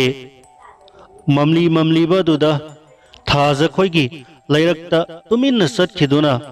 थाज खोइगी मनाक्ता लैरिबा मी पोलोइफम क्रेमेटोरियम अदुगी मयादा लैरिबा थाजगी मोंगफम मया तमना लाकमिनरे अइना मरुपतगी दुप कैंडल अमदी लैना सिंब सिंगदो लौदुना थाजगी मोंगफम तमना चंगसिलक्लमी अइगी मरुपतुदी मोंगफम अदुदगी खजिक्तंग थापना लेपतुना येंगदुना लैरी अइना थाजगी मोंगफम मथक अदुदा दुप कैंडल थागतुना लैसिंग अदो मफम चाना थमदुना थाजगी मफमदा मिटकी पीगा लोइनना अइना हाइजरई थाजा नंगी वाखल थेनमली नंगना असि यौना नुंगाइरमोय हाइबसे अइ खल्लुदे करिगिदमक्ता नंगना अदु यामना पंग्लिबनो अइना नंगिदमक्ता चाउथ्रोप चाउना लेपतुना लई हाइबसे नंगोंदा कयारकनो अइना हाइखिबा करिगिनो नंगना अदु यामना वाखल थेलिबा अइबु थादोकलमलगा नंगना चलिबदो कदाइदनो थाजा अइगी इरालबु करिनो अइना नंगोंदा कयारक हाइखिदरा अइगी इमाना मयामना अखोय अनिगी मायोक्ता लेपलबसु अइना नंगिदमक्ता लेपली अखोय अनि मफम अमदा चलगा हिंगमिनरुसी हाइबसे अइना ngasi फावबदा तत्तना हाइदुना लाखिबा नत्रा करिगिनो नंगना अदुक यामना वाखल थेलिबा अइना असुमना कपना कपना थाजगी मफमदा हाइजरिङै तालक अदुदा इखंग खंगौदना माइकई कदोमदगिनो खंगौदना नुंसित सिचिलक्लमी अइना थारिबा कैंडल अदुसु फुटलाउना मुटख्रे अइना माइखेत लौथोक्तुना कैंडल अदो चामनबा लाक्नरबसु नुंसिल अदुना तपना तपना सिचिलक्पना मई अदो अमुक हन सुखत्पा याद्रे अइना थाजा नंग तसेंगना लांदे हाइबा अइ खंगी थाजा नंगना तसेंगना अइबु नुंसिरबदी नंगी थवाय अदो लाक्तुना अइगी मांगदा अमुक्तंग लेपलर लाओ अइगी मिटकी पीसे नखुनमंगना अमुक्ता तैथोकलर लाओ अइगी इरालबु करिनो हाइरिङै तंजा अदुमक्तदा खंगौदना नोंलै नुंसिलदो कन्ना हुमजिलक्तुना कैंडल अदोसु अमुक हन मुटख्रे मफम अदो पुमम ममख्रे अइगी मरुप अदुना अइबु मरुप बाय हाइना अमुक अनिरक कौबताखी अदुगदी नोंलै नुंसित अदुगी मरक्तुदा कन्ना हुमजिलक्पदुदा अइसु कंगौनदुना करिनो तौरिबसुबु हाइदुना खंजानरिङै तालक अदुदा थाजगी खोंजेलदा कप्पगी खोंजेल अइगी नाकोंगदा तारक्की अइना थाजा थाजा हाइना कौखी खोंजेल अदो खर खर अदुम लापथोक्की अइना खोंजेल अदुगी माइकई येंगदुना अदुम इनक्की अइना थाजा थाजा हाइना कयारक कौरबसु अमुक खुमलक्खिद्रे अइना बुट प्रेट तमना लाई फत्तबसिंगना सानब सोइनन ओइरमलगनी खंदुना अहक यामना थुना मागी मोंगफमगी माइकई अदोमदा माइकई लाक्तुना अमुक चेलक्लम्मी अकनब नोंलै नुंसिलदो मफम अदाइदा उरुरु लैसिंदुना सिचिलक्लम्मी अइना मरुप मरुप हाइना कौबदसु अइगी मरुप अदुसु अमुक खुमलक्खिद्रे मी कप्पा अंगांग कप्पा नोप खेबगी खोंजेलतना मफम अदो पुनिल निनख्रे अइना माइकई लाक्तुना मादुना थाज खोइगी लैरक मचिलदो यौननबा सेलक्लम्मी अदुबु अइना चटलिबा माइकई अदो कदोमदनो हाइबदी अइ खंग्रे अकीबतना थल्लबा अहिंग अदुदा अइना थाजा नंग अइना वारिबा खुदिंगमकसे तौरिबसिबु करिनो नंग अइगी तेंग खजिक्तंगदी पांगलोरा लाओ अइ नंगबु थमोइ सेंगनदी नुंसिखिबनी हाइदुना सिंद मुरुम मुरुम सोलदुना मफम मरांग खंगदना कोइसेन चेलमी तुरेलगी माइकई रोमदा थाजन कपगी खोंजेल अदो अमुक तारक्लमी अइना थाजा थाजा कदाइदनो नंग लैरिबदुबो कपगी खोंजेल तारिबु माइकई तोरेल लमथांगबु माइकईदा अमुक चेलमी तोरेल दो यामना कुटपदी ओइदे अइना तोरेल अदुदा थाजा थाजा हाइदुना कैर हन्ना कपगी खोंजेल गलोइना कौरमी अदुबु अनक्पो मफमदा अमुक नोकपताई अरापो मफमदा अमुक कपताई आई तौफम खंगलक्त्रे अइना लाउरुई लाओ अइगी थवाई असिसु लाउरो लाओ लाउरो लाओ अइना नंगोंदा कयाम लानखिगे नंगना करिगिनो अइबो यामना वहल्लिबा असुमना माइकई सलाई खंगदना तोरेल अदुदा चेलमी अइना सेनगे तौबु मतमदा खंगौदना अइगी खोंग असिदा कनागुंबा अमना यालक्लमी अइना नानथोकननबो होनरबसु अइ नानथोकपा ngamde अइगी थमोइदा ईश्वरबु खुरमजदुना हे ईश्वर अइबु कनादा करी लानखिगे अइगी इतेंग अमुक्ता पांगबियु हाइदुना कपतुना लाउना हाइजरमी खंगौदना अइगी खजाइदा खुपाकना सेट लाउना थारक्खी अइहाक ज्ञान अदुमक मांगख्रे अइना ज्ञान लाकपा मतमददी अइगी इनाकता इसनुपीना सेवा तौदुना लेरमी इसनुपीना तामो नंग ngarang kadaida saluge nang ngarang toren makhada ina mathaja mongphomda chalubra tamo ina mathaja do yamna ningamdana sikhibane aduna magi thawai aduna aikhoi khwaibusu waruramgani tamo athengba ahingda ina mathaja mongphomda amuk hanna chaluraganu ningamdana sikhiba thawai singase makhoi gi thawai do lairam lenda sutinda मिरम लेंद सुतिंदा मखोइदी यामना निंगमदना कोई पाई पाइदुना लमन खुमननबा होनदुना त लई हाय अदुना तामो नंग चथोकनुको तामोबु ngarang तोरेल वांग मगी नहा Kharna तोरेल कुंफमदा तादुना Laramie हाइदुना मखोइना पुरकपने इशनुपीगी वही सिंगदो ताबदा अइगी मित्तगी पिरांगना लेप लैतना सिंथरक्ली मागी मसिंदगी ina mathaja haibo hayedo taraga aigi thamoida kayada saina piriba aigi marubadusu laklami isanupina tamuthanil nangsu laibra magi phida ama thare hoi isan ngarang se noigi tamoga aikhoini namidangda nana mathaja gi mongphamda dup maira amatang katpirusi haiduna sanminabani adubu खंगौदना नोंगलै नुंसित अमा लाकपदगिदी अइना कौबसु नखोइगी तामोना ताखिद्रे नखोइगी तामोबु अइना हन्ना हन्ना कौखि अदुबु मिकप मिराव खोर नोप खेबा तमना लाइसिंगी फत्तबा खोंजेलना हेन्ना कंसिलक्पदुदा उपाय लैतना अइहाक मादुना चेलक्तुना कमदौना युम यौरखेबनो हाइबदो खंगौद्रे अदुबु ngarang ahingse aisu tumba yakhide नोंगालगदी पाउ तारे पाउ हेक ताबगनी अइना नखोइदा लाक्लिबसे फरे तामो फंबिरमो हाइरमलगा इसानुपी अदो थोख्रे अइगी मरुप अदुना बाय थाजबु नंगना थमोइ सेंगना नुंसिजरबसु हौजिकती महक निंगमदना सिखिबा थवाई ओइबना महककी आत्माना सोइदना नंगिन मफमदा अवाबा कया पिरकपा याई अदुना मरुप अमम्बा नोंथिक नोंमंबा अहिंग अथेंबदा थाजगी खोंजेल का तारबदी मरोक नंग मपान थोकलुनुको अइना होय बाय अदुबु थाजना तसेंगना महकी निंगमदबा वारी कया इफमदा लीगे खल्लबदी अइ मदो तानिंगे मरोक बाय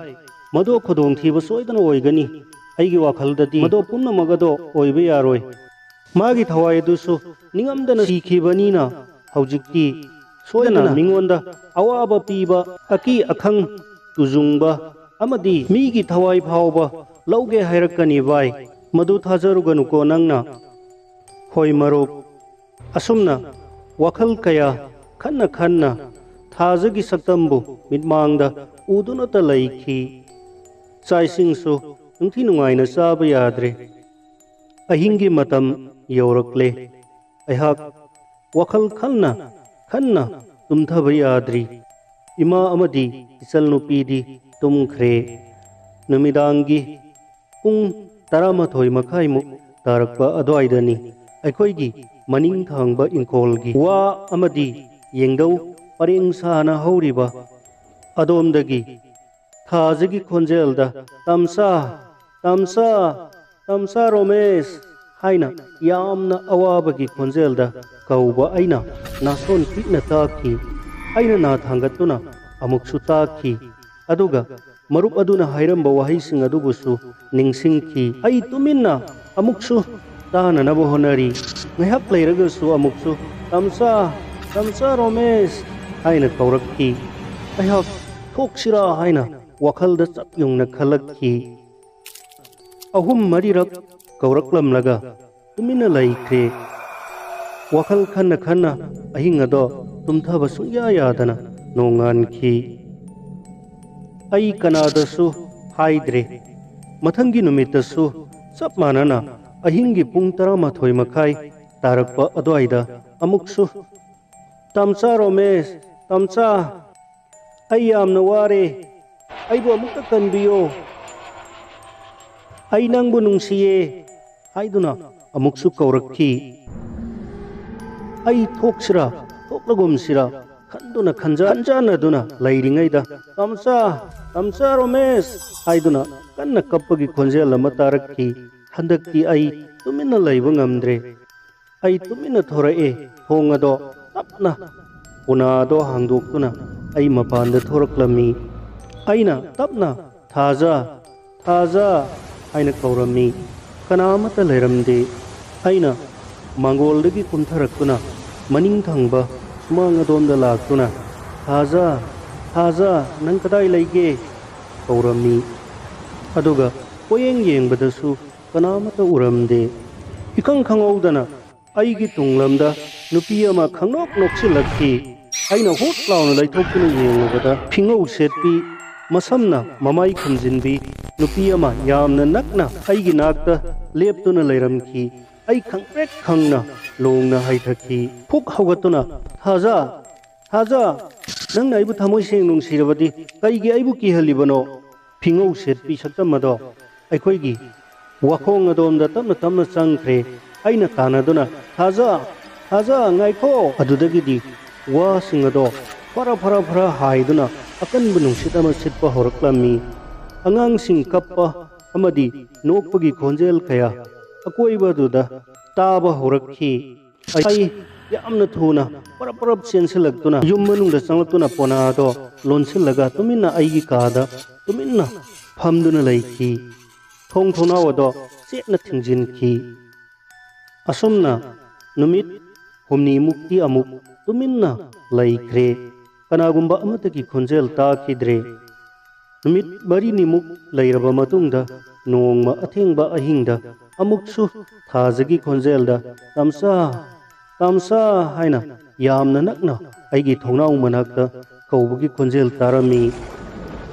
खोंजेल अदो अईदा नतना इमासु इसनुपीसु तारमाले मकोय अनीसु अईगी कादा चंगलक्की अदुगा इमाना हैरक्की इबुंगो अखोइगी युमगी अकोइबदा फत्तबा बुट प्रेत असीबगी थवाइसिंगना तमनबगी खोंजेल इमासु तारे अहिंगदा कनागुंबना नंगबु कौथोकपा नत्रगा नंगी मरुप मपांग कनागुंबगी खोंजेल तारबा नत्रगा थोंग हांगदोओ हाइरअबदी नंग थोकपा यादे थोंग थोंनाव अमता हांगदोकपा यादे को हाइरमी अइना होय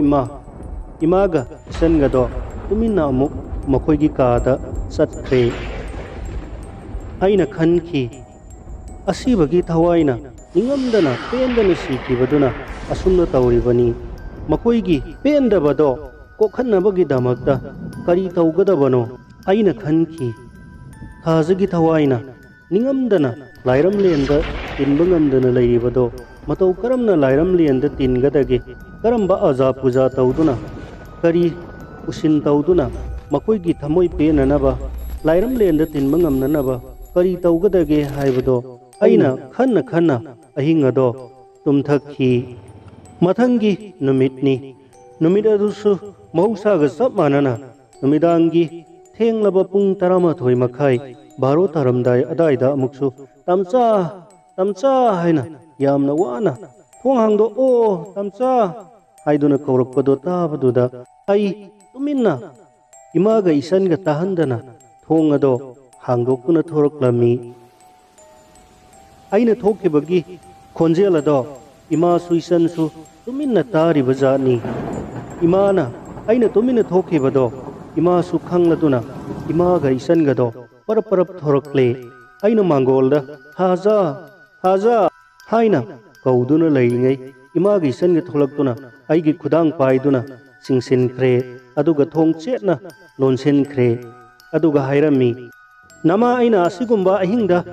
ꯃꯤꯅ ꯀꯧꯔꯛ ꯈꯣꯠꯂꯛꯄ ꯑꯃꯠꯇ ꯊꯣꯛꯄ ꯌꯥꯗꯦ ꯍꯥꯏꯕꯁꯦ ꯅꯪꯉꯣꯟꯗ ꯀꯌꯥꯔꯛꯅꯣ ꯍꯥꯏꯔꯤꯕ? ꯀꯩꯒꯤꯅꯣ ꯅꯪꯅ ꯑꯗꯨꯛ ꯌꯥꯝꯅ ꯄꯪꯂꯤꯕꯗꯨꯕꯣ?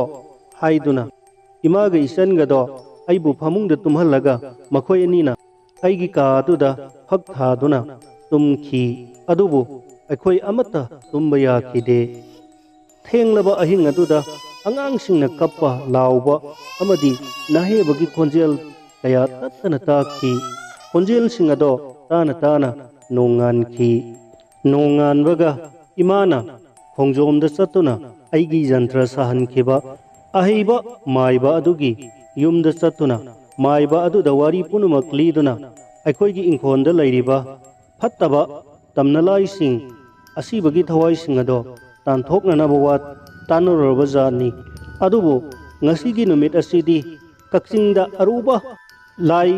ꯈꯨꯔꯨꯝꯕ ꯑꯃ ꯆꯠꯇꯕ ꯌꯥꯗꯕꯗꯒꯤ ꯉꯁꯤꯃꯛꯇꯤ ꯅꯪꯂꯔꯣꯏ, ꯍꯌꯦꯡ ꯁꯣꯏꯗꯅ ꯂꯥꯛꯀꯦ ꯍꯥꯏꯔꯛꯂꯕ ꯖꯥꯠꯅꯤ꯫ ꯏꯃꯥꯗꯣ ꯇꯟꯅ ꯇꯟꯅ ꯌꯨꯝꯗ ꯍꯜꯂꯛꯈꯤ꯫ ꯑꯗꯨꯒ ꯃꯥꯏꯕ ꯑꯗꯨꯅꯁꯨ ꯉꯁꯤꯒꯤ ꯑꯍꯤꯡꯁꯤꯃꯗꯪꯗꯤ ꯅꯈꯣꯏ ꯀꯅꯥꯃꯠꯇ ꯃꯄꯥꯟ ꯊꯣꯛꯀꯅꯨ, ꯍꯌꯦꯡ ꯁꯣꯏꯗꯅ ꯐꯠꯇꯕ ꯂꯥꯏꯁꯤꯡ ꯑꯗꯣ ꯑꯩ ꯑꯃꯨꯛ ꯍꯟꯅ ꯂꯥꯛꯇꯅꯅꯕ ꯇꯥꯟꯊꯣꯛꯄꯤꯒꯦ ꯍꯥꯏꯔꯛꯄ ꯖꯥꯠꯅꯤ꯫ ꯉꯁꯤꯒꯤ ꯑꯍꯤꯡ ꯑꯁꯦ ꯏꯃꯥꯁꯨ ꯈꯔ ꯆꯤꯡꯅꯕ ꯖꯥꯠꯅꯤ꯫ ꯃꯔꯨ ꯑꯣꯏꯅ ꯃꯥꯅ ꯈꯟꯖꯔꯤꯕꯁꯦ ꯑꯩꯅ ꯃꯄꯥꯟ ꯊꯣꯛꯈꯤꯒꯗ꯭ꯔꯥ ꯑꯃꯗꯤ ꯑꯁꯤꯕꯒꯤ ꯊꯋꯥꯏꯁꯤꯡ ꯑꯗꯨꯅ ꯑꯩꯕꯨ ꯈꯨꯗꯣꯡꯊꯤꯕ ꯑꯁꯤꯕꯒꯤ ꯈꯌꯥꯠꯇ ꯇꯥꯍꯟꯕꯤꯒꯗ꯭ꯔꯥ ꯍꯥꯏꯅ ꯆꯤꯡꯅꯕ ꯖꯥꯠꯅꯤ꯫ ꯑꯗꯨꯅ ꯅꯨꯃꯤꯗꯥꯡ ꯑꯊꯦꯡꯕꯗꯣ ꯑꯩꯈꯣꯏꯒꯤ ꯃꯌꯥꯏ ꯀꯥ ꯊꯣꯡꯖꯥꯎ ꯊꯣꯛꯐꯝꯒꯤ ꯃꯌꯥ ꯑꯗ꯭ꯋꯥꯏꯗ ꯇꯨꯝꯂꯕ ꯖꯥꯠꯅꯤ ꯃꯇꯣꯝꯇ꯫ ꯑꯩ ꯇꯨꯝꯊꯕ ꯌꯥꯔꯝꯗꯦ꯫ ꯋꯥꯈꯜ ꯃꯑꯣꯟ ꯃꯑꯣꯟ ꯈꯜꯂꯗꯨꯅ ꯑꯍꯤꯡ ꯑꯗꯣ ꯊꯦꯡꯂꯕ ꯄꯨꯡ 11:30 ꯇꯥꯔꯛꯄ ꯃꯇꯝ ꯑꯗ꯭ꯋꯥꯏ ꯐꯥꯎꯕꯗ ꯑꯩꯍꯥꯛ ꯊꯥꯖꯒꯤ ꯈꯣꯟꯖꯦꯜ ꯇꯥꯅꯤꯡꯕꯒꯨꯝ ꯀꯔꯤꯒꯨꯝ ꯉꯥꯏꯗꯨꯅ ꯂꯩꯈꯤ꯫ ꯄꯨꯡ 12 ꯈꯔ ꯍꯦꯜꯂꯛꯄ ꯑꯗ꯭ꯋꯥꯏꯗ ꯑꯩ ꯏꯁꯥꯃꯛꯀꯤ ꯈꯣꯟꯖꯦꯜꯁꯨ ꯑꯩꯅ ꯇꯥꯕ ꯐꯪꯂꯛꯈꯤ꯫ ꯏꯃꯥ ꯏꯃꯥ ꯑꯩꯒꯤ ꯊꯋꯥꯏꯁꯦ ꯑꯃꯨꯛꯇ ꯀꯟꯕꯤꯌꯣ, ꯑꯩꯕꯨ ꯑꯃꯨꯛꯇ ꯀꯟꯕꯤꯌꯣ ꯍꯥꯏꯅ ꯑꯩ ꯏꯁꯥꯒꯤ ꯈꯣꯟꯖꯦꯜ ꯑꯗꯣ ꯑꯩꯅ ꯇꯥꯕ ꯐꯪꯈꯤ꯫ ꯑꯗꯨꯒ ꯊꯥꯖꯒꯤ ꯈꯣꯟꯖꯦꯜꯁꯨ ꯑꯃꯨꯛ ꯇꯥꯈꯤ꯫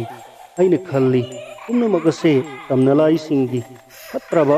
ꯃꯤꯕꯨ ꯀꯤꯍꯟꯅꯅꯕ, ꯈꯨꯗꯣꯡꯊꯤꯕ ꯅꯪꯍꯟꯅꯅꯕ ꯇꯧꯔꯤꯕ ꯆꯂꯥꯛꯅꯤ꯫ ꯁꯥꯔꯣꯏ ꯉꯥꯔꯣꯏꯁꯤꯡꯒꯤ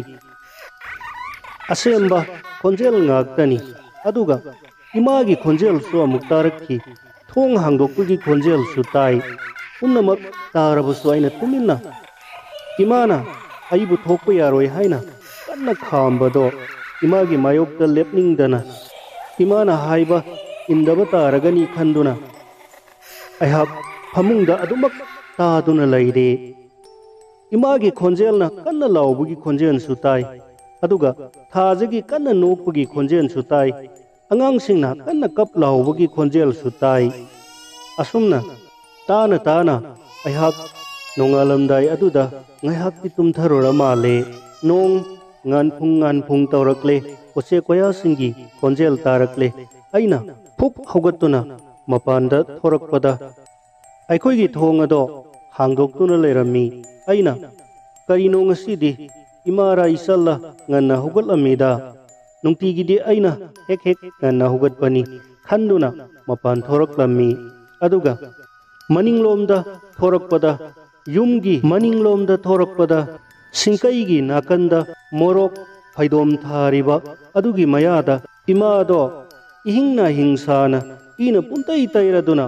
ꯇꯥꯗꯨꯅ ꯂꯩꯔꯝꯈꯤ꯫